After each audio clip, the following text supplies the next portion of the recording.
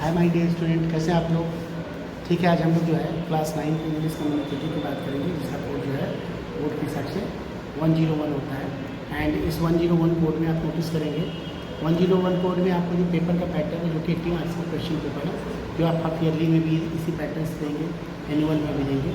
ये आपका पैटर्न रहेगा। इस पैटर्न में आप क्लास 8 से या क्लास जब से आप इंग्लिश में आ रहे हो तो इंग्लिश में आपको 4 सेक्शन देखने को मिलते हैं, जो कि आमतौर पे हालांकि अप टू क्लास रीडर हो जाता है। 9th में आने के बाद जो लिटरेचर मेन हो जाता है। तो अब रीडिंग सेक्शन आपके 20 नंबर के रहेंगे, राइटिंग स्किल 24 मार्क्स के रहेंगे, ग्रामर 10 मार्क्स का रहेगा, एंड ये आपका लिटरेचर क्वेश्चन से 26 मार्क्स है। हम लोग बात कर रहे हैं यहाँ पे सेशन 25-26, जो कि CBSE का अपडेटेड सिलेबस है। सेशन 25-26 जो कि आप लोगों को एग्जाम में देना है। अब इसमें रीडिंग सेक्शन क्या होता है? रीडिंग सेक्शन आपके जो है नॉलेज को टेस्ट करने के लिए होता है कि आप कितना जो है उस पैसेज को पढ़ के समझ पा रहे हैं। उस रीडिंग सेक्शन में आपको जो 10-10 नंबर के 2 पैसेज रहेंगे, उसका आपको आंसर देना। सपोज चलिए अब बात करते हैं, जैसे इसमें क्या है, वर्ल्ड की reading skills 10+2 20 marks. This section will have 2 unseen passage, unseen which is not seen earlier, right?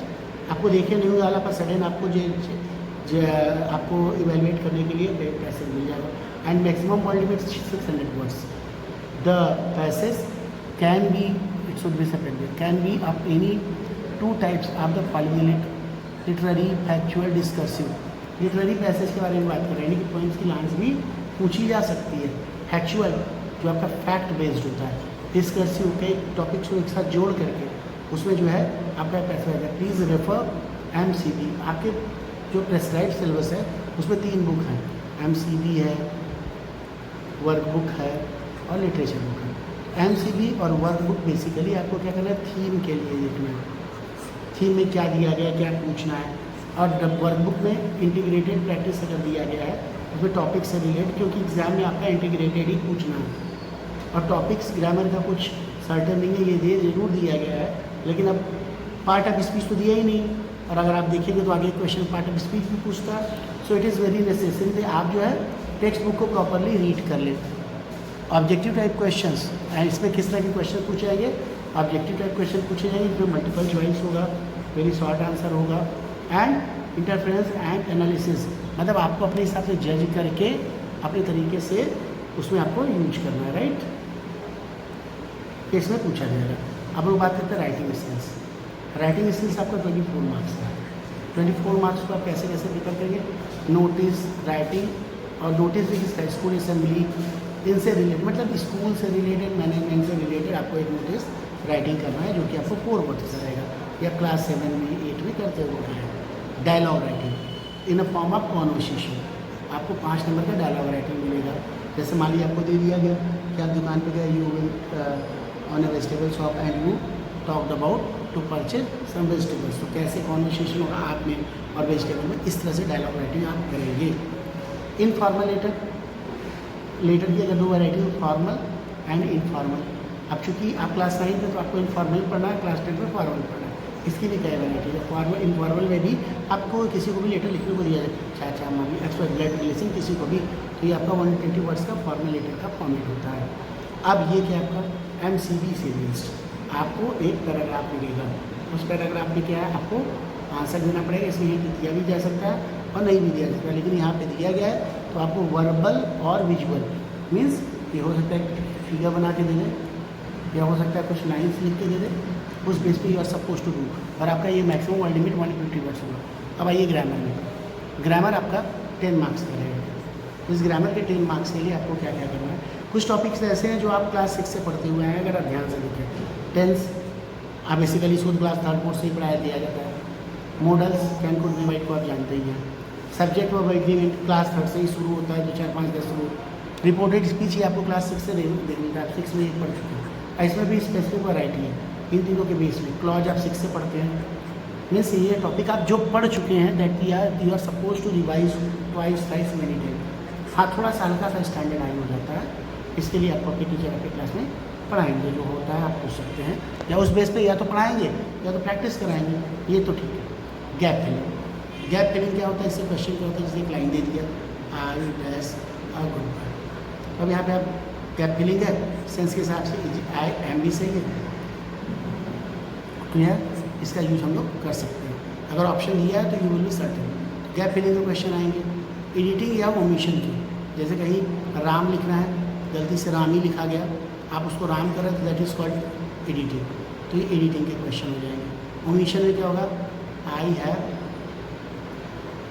Friend, एक लाइन हो गया, अब इसमें क्या दिया, I have a friend, right. तो ये हमारा क्या ओमिशन, ओमिशन मतलब कुछ मिटा हुआ है उसको आपको फुलफिल करना है या सप्लाई करना, that is the part of omission.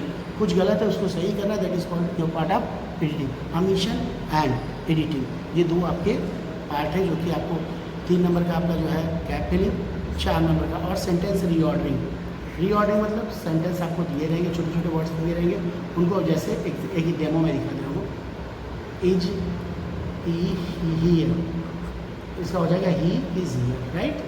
इस तरह से आपको जंबल वर्ड के फॉर्म में दिया रहेगा, आपको करना होगा।